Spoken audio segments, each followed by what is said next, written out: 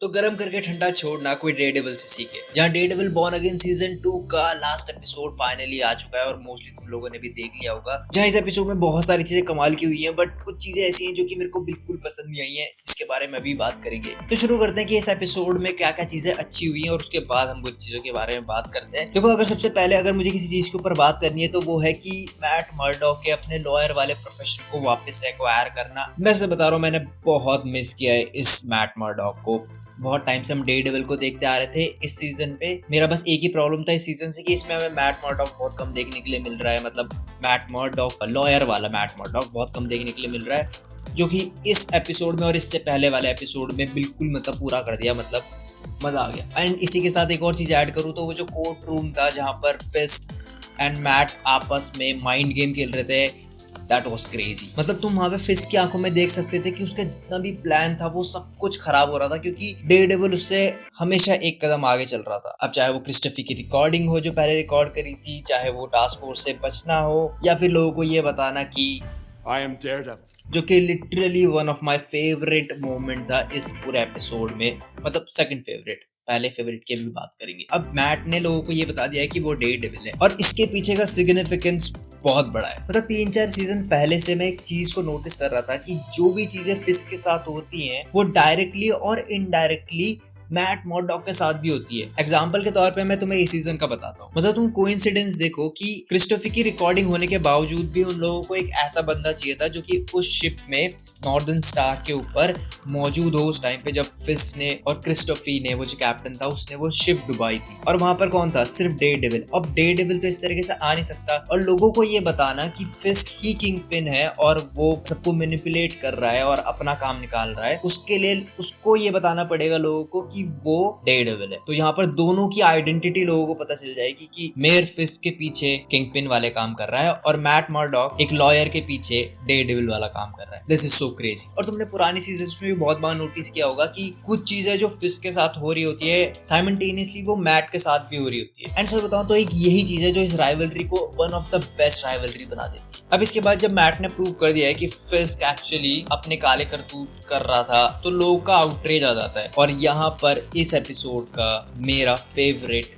Scene आता है जहाँ पर हमने डेयरडेविल को बहुत बार लड़ते हुए देखा है, बट फिस को इस तरीके से लड़ते हुए पहली बार ही देखा है। और सब बताऊं तो मैंने सोचा भी नहीं था कि वो फिस को इस तरीके से दिखाएंगे हमें। The brutality is there, the manipulation is there. जो भी मतलब आप किंग पिन के लिए इमेजिन करते हो वो देखने के लिए मिला था इस एपिसोड में। मैं समझ रहा हूँ कि इस एपिसोड को चार्ली कॉक्स और उनकी टीम क्यों इतना हाई रेट कर रही थी। I understand it. अब फिस के बारे में बात करते हुए हम डेयरडेविल, जेसिका जोन्स और व्हाइट टाइगर को ना भूल जाएं, ताकि इसी सीन में हमें व्हाइट टाइगर का फाइटिंग स्टाइल भी दिखाया जाता है जो कि बहुत बैड एस था। और मैं वेट कर रहा हूँ कि हमें आगे व्हाइट टाइगर का कैरेक्टर और कब देखने के लिए मिलेगा। आई विश कि हमें डेयरडेविल सीजन 3 में देखने के लिए मिले। हाँ, तो फिस उन लोगों से लड़ता है जो भी प्रोटेस्ट कर रहे हैं और डेयरडेविल और उसकी टीम जिसमें जेसिका जोन्स और व्हाइट टाइगर है वो लड़ते हैं टास्क फोर्स से। अब इसी के बाद विजुअली एक ब्रिलियंट सीन आता है जहां पर एक सर्कल होता है और फिस उसके बीच में खड़ा होता है और दोनों साइड से लोग आते हैं उसको मारने के लिए। एंड वहां पर डेयरडेविल आके रोक देता है लोगों की मत मारो, जो उसका मतलब आइडियोलॉजी रहती है, विच इज गुड क्योंकि ये मैट मर्डॉक कैरेक्टर के साथ जाता है। लेकिन अब बात करते हैं उन चीजों की जो कि मुझे इसमें पसंद नहीं आई। देखो, सबसे पहली चीज तो इसी सीन को कंटिन्यू करते हैं जहां पर फिस सभी प्रोटेस्ट करने वाले लोगों से लड़ रहा होता है। इन दिस सिचुएशन जब मैट लोगों को रोक देता है और वो फिस से बात करता है और उसको बोलता है कि तुझे एक्सेप्ट कर लेनी चाहिए वो डील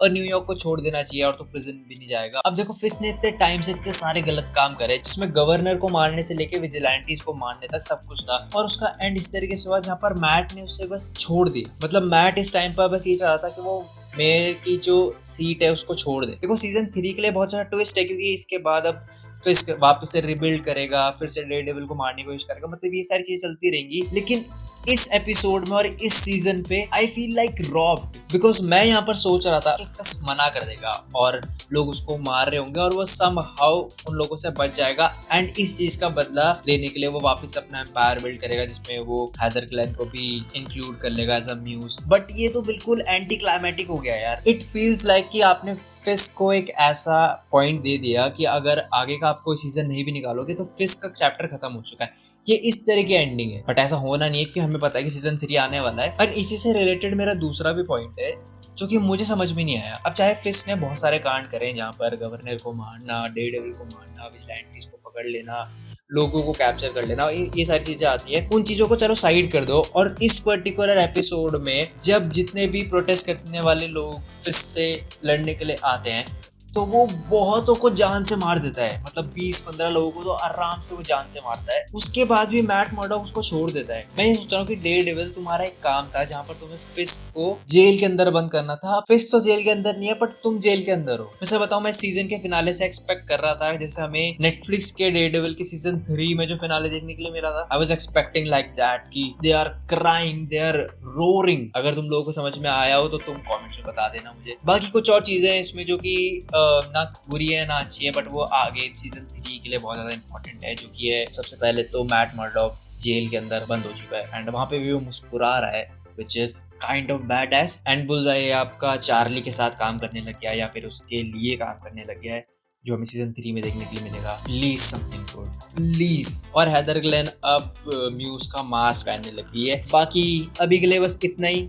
अगर देखो मैंने कुछ गलत बोल दिया या फिर मैंने कुछ और मिस आउट कर दिया हो तो तुम कमेंट्स में बता सकते हो। बाकी अपना ध्यान रखो और मजे करो।